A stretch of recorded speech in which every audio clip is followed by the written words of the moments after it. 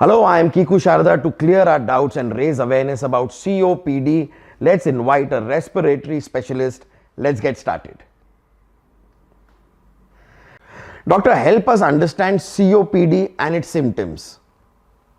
नमस्कार दोस्तों, मैं doctor Praveen Singh, chest physician.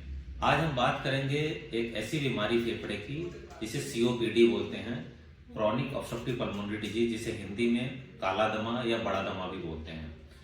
इस बीमारी के लक्षण क्या होते हैं? इस बीमारी में मरीज की सांस फूलती है, सांस फूलने के साथ खांसी आती है। खांसी सूखी भी कई बार होती है, मगर ज़्यादातर बलगम के साथ होती है।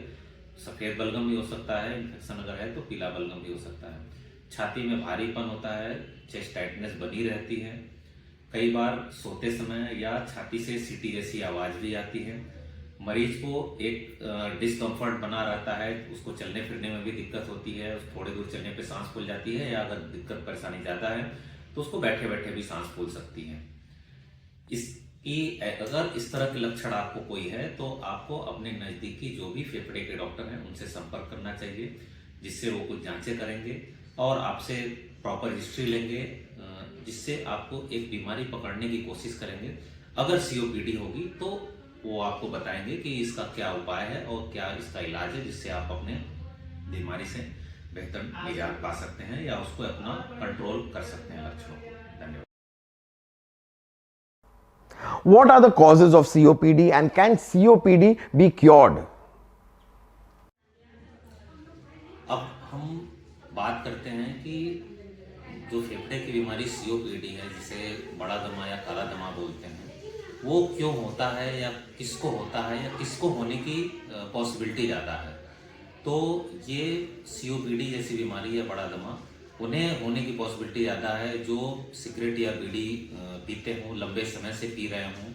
दूसरी बात, मान लीजिए वो सिगरेट बीड़ी नहीं पी रहे हों, मगर वो अपना काम उनका ऐसा हो, उनका प्रोफेशन ऐसा हो जहाँ पे धूल धुएं का काम हो, जैसे चूल्हे के आसपास कोई काम कर रहे हो या भट्टी में कोई काम कर रहे हो, लगातार धुआं लग रहा हो। या जैसे पुराने समय में, अब एलपीजी गैस है, मगर पुराने समय में चूल्हे पे, लकड़ी वाले चूल्हे पे धुएं पे महिलाएं खाना बनाती थी, वो भी उसके लिए ससेप्टेबल हैं या प्रोन हैं।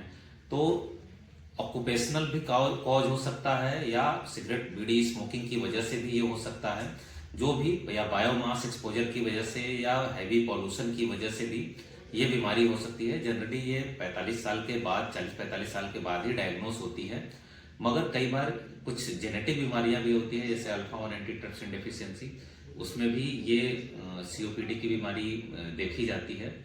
तो मोटा मोटा कारण यही है कि स्मोकिंग हो गया, पॉल्यूशन हो गया, या कोई जेनेटिक कारण हो सकता है जिसकी वजह से ये सीओपीडी की बीमारी होती है। Doctor, share some tips on COPD management or treatment. जैसा कि अभी हमने बात करी कि सीओपीडी क्या है, उसके लक्षण क्या हैं और किसको होने की प्रोबेबिलिटी ज़्यादा है। जैसे स्मोकर हो गए हैं, जो जिनका ऑक्यूपेशन ऐसे स्मोक में या धुएं से रिलेटेड या पॉल्यूशन से रिलेटेड है, उनमें ज़्यादा है। तो ऐसे जो भी लोग हैं जिनकी सांस फूल रही हो, बार बार खांसी हो, बलगम हो, ठंड में उनकी परेशानी बढ़ जाती हो, तो इन लोगों को अपने फेफड़े के डॉक्टर से मिलना चाहिए, जहाँ पे कुछ बेसिक जांचें होती हैं, जैसे एक्सरे हो गया, कुछ खून की जांचें होती हैं और फेफड़े की जांच होती है, पीएफआर या स्पायरोमेट्री। उससे ये पता लगाने की कोशिश करी जाती है कि आपका फेफड़ा कितना काम कर रहा है और वो बीमारी आपको लग चुकी है या नहीं लगी है। अगर वो बीमारी लगी हुई है तो जैसी आपकी फेफड़े की क्षमता होगी, उसके हिसाब से आपके जो फेफड़े के डॉक्टर होंगे वो इन्हेलर प्रिस्क्राइब करेंगे, हो सकता है कुछ खाने की भी दवाएं दें। मगर जो सांस की बीमारी सीओपीडी है, उसके लिए जो इन्हेलर कहा जाता है वो सबसे बेस्ट ऑप्शन होता है। तो जैसी सीवियरिटी होगी, जैसी आपकी बीमारी होगी, जैसे आपके बीमारी के साथ साथ लक्षण होंगे, उसके हिसाब से, आपकी जांच के हिसाब से आपके जो फेफड़े के डॉक्टर होंगे आपको वो दवाएं और इन्हेलर देंगे। ये कह नहीं सकते हैं कि आप इन्हेलर लेने लगेंगे तो आपको कभी सांस नहीं फूलेगी। इन्हेलर आपका सांस में आराम के लिए है, लक्षणों में कंट्रोल करने के लिए है, बीमारी को खत्म करने के लिए नहीं है। क्योंकि जो स्मोकिंग था, पॉल्यूशन था, बायोमास था या जो जेनेटिक फैक्टर था, उसकी वजह से जो फेफड़े में परमानेंट खराबी आ चुकी है, उनको ये इनहेलर नहीं ठीक करता है। ये आपके लक्षणों को आराम करेगा, जिससे कि आपकी जो जिंदगी है वो थोड़ी सी आरामदायक चल सके। और आप अपने डॉक्टर से बीच बीच में मुलाकात करते रहें और एक हेल्दी लाइफ जीते रहें। इसके लिए आप ब्रीदिंग एक्सरसाइज कर सकते हैं, पानी का भाप ले सकते हैं, जिससे कि एक हेल्दी खान पान रखेंगे तो इन लक्षणों में आराम रहेगा और आपकी बीमारी बिल्कुल आपके कंट्रोल में रहेगी। धन्यवाद। Thank you, doctor, for your time and detailed explanation. I urge everyone to be aware of this issue and take care. Thank you for listening.